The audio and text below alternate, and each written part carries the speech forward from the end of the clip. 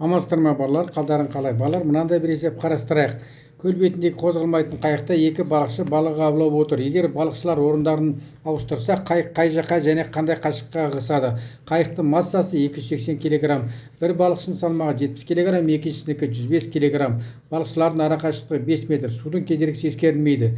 Балалар, мен сұлба бойынша орын ауыстырудың формуласын жазып қойдым. Енді ары қарата бірінші балықшының импульсын, ол қозғалған кезде алған импульсы тыныштау отырған екінші балықшы мен қайықтың импульсына тең. Осыны жазып қойып балалар. Сонымен М1 В1 минус қайыққа қарсы қозғалады, балалар. Қайық тең болады. Екеуі тыныштау отырса, массалар қосылады. М плюс М2 және қайықтың жылдамдығында артқа шегінеді. Бұл жерде В1 қайықшы қайықтың басынан аяғына дейін қозғалса, оның жүрген жолы қайықтың ұзындығындай болады. Ал тынышта отырған адам мен қайық жүрген жолы, қайық екеуінің жүрген жолы ол x1 бөлінген t. Екеуі де бірдей уақытта бастайды, бірдей уақытта тоқтайды. Енді 2 мен 3-ті бірге қояйық. Сонымен М1 ел бөлінген t минус x1 бөлінген t тең болады М плюс М2 x1 бөлінген t. Бұл біздің 400-тен де болсын. Енді бірдей уақытта баста, бірдей уақытта тоқтай, сондықтан уақыттарын жақшан сыртына шықты. Қысқардық деп есептейік бірден. Қайта жаза бермей үшін балар.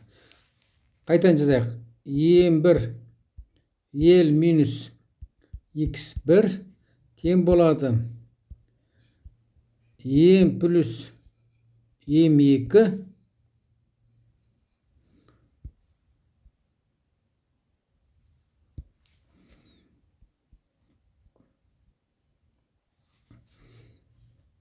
x1. Енді жақсаны ашып жіберейік балар. М1 ел минус М1 x1 тең болады М x1 плюс М2 x1. x1-дің бәрін бір жаққа шығарайық. М1 ел тең болады x1 жақсан сыртына шығарып жібереміз. Сонда М плюс М1 плюс М2 болды. Осы жерден x1-ді өректеп шығарып алайық. Яғни бірінші балықшы қозғалған кездегі қайықтың координатасы, соңғы координатасы, яғни орын ауыстыру қайық ішіндегі адаммен осы. Сонымен М1 ел М плюс М1 плюс М2. Енді екінші балықшы үшін жазайық. Енді екінші балықшы қозғалады. Қайықтың басынан аяғына дейін. Бірінші қайық аяғынан басына дейін қозғалды дейік. Сонымен екінші қайық үшін жазайық. М2 В2 минус В қайық тең болады. Енді бірінші балықшы отырады. Көтілген В қайық екеуі бірге қозғалады. Бұл жерде тағы да екінші қайықшы қайықтың ұзындай жол жүреді.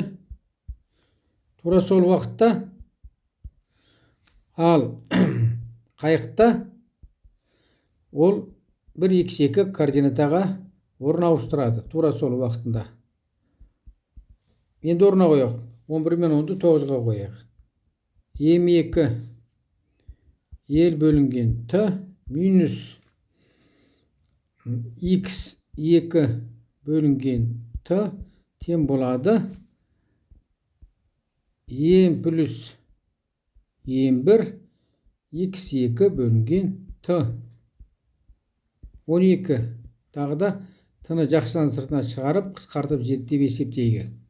Ары қарата енді жақсан үшін көбейтейік. М2 ел минус М2 x2 тең болады М x2 плюс М1 x2. Енді x2-нің бәрі теңдіктің оң жағына шығарайық. Сонда m2 ел тең болады x2-ні жақсынан сыртына шығарып жіберейік. Сонда m плюс m1 плюс m2. Осы жерден x2-ні табайық балар. x2 тең болады m2 ел m плюс m1 плюс m2 15. Біз сұлбадан балар орын ауыстыру формуласын білеміз, е? x1 минус x2. Енді орын ауыстыруын таба салайық. m1 ел m плюс m1 плюс m2 минус m2 ел m плюс m1 плюс m2. Бұл біздің 16 теңде болсын. Ортақ бөлім келтіріп жіберейік балар. S тең болады m плюс m1 плюс m2. Елді жақсынан сыртына шығарып жіберейік. m1 минус m2 17 теңде болсын. Енді орын қаншаға қысқанын қайықтың көрейік бастапқы қалпынан. Еліміз 5 метр 105 килограмм, алу 70 килограмм бөлінген 280 қосу 105 қосу 70 килограмм. Килограммен жақсан сыртына шығып қысқарды. Енді бөліп жүрейік.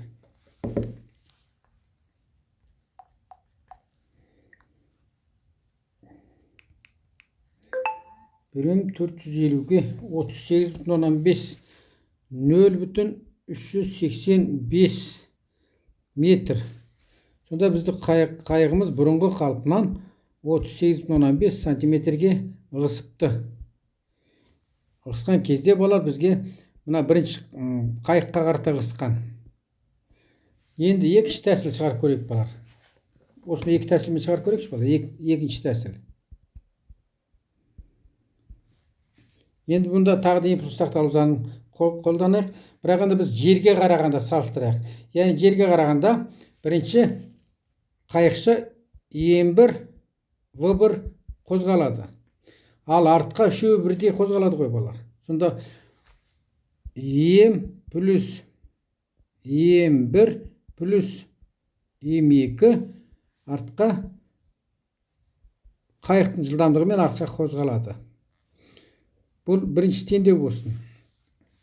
Осы жерден енді екінші қайық үшін жазайық. m2 v2 ол алдыға жылжса, енді үшеуі бірдей жерге қарап отыратын болсақ, бақылаушы қарағанда үшеуі бірдей артқа жылжиды. Сонымен тағы да m плюс m1 плюс m2 v қайық. v1-іміз балықшыныкі. Ел бөлінген т бірінші балықшы қайықтың басынан аяғына қарата қозғалды. Бұл түсінікті. Екінші қайықшы да ол аяғынан бастаса басына қарата жылжыды. Ел бөлінген т. Ал қайығымыз в қайығымыз бірінші жағдайда x1 бөлінген т қозғалды.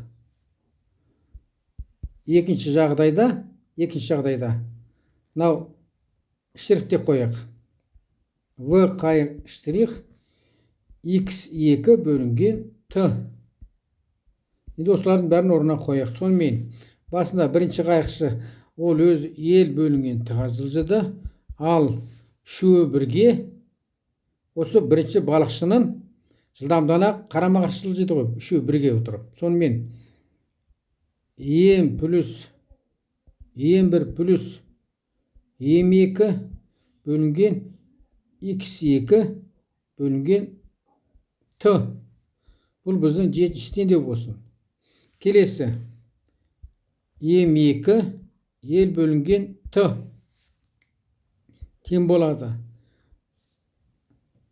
Арда x1 1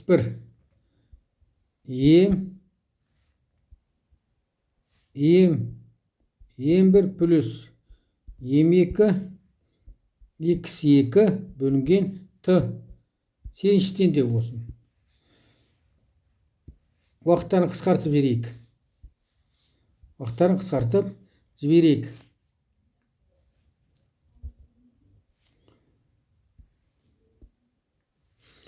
Қалған жазайық. М1 ел тең болады. М1 плюс М2 көбейтілген x1.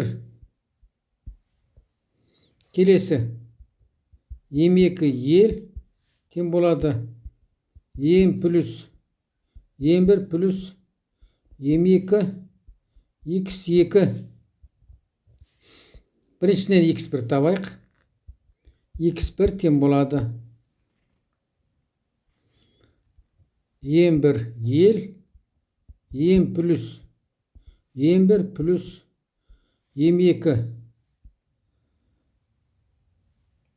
М2 келесі x2 табайық. x2 М2 ел бөлінген М1 плюс М2. Бұл біздің 13-тен де болсын. Енді есінің формуласын білеміз. Осыдан есіміз тең болады x1 минус x2, яғни М1 ел М1 плюс М2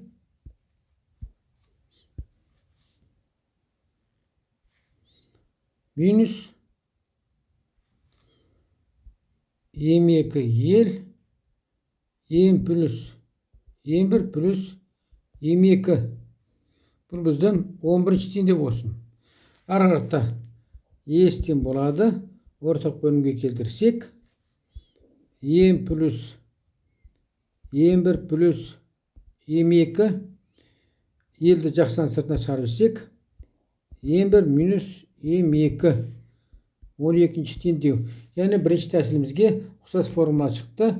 Бұл жерде де қайықтың жалпы орын ауыстыруы 38,5 сантиметр шығады деген сөз. Балар қай тәсілмен шығарсақ та есебіміз осылай шығып тұр. Яғни дұрыс деген сөз. Осымен сабағымыз аяқталды. Қош сау болыңдар балалар.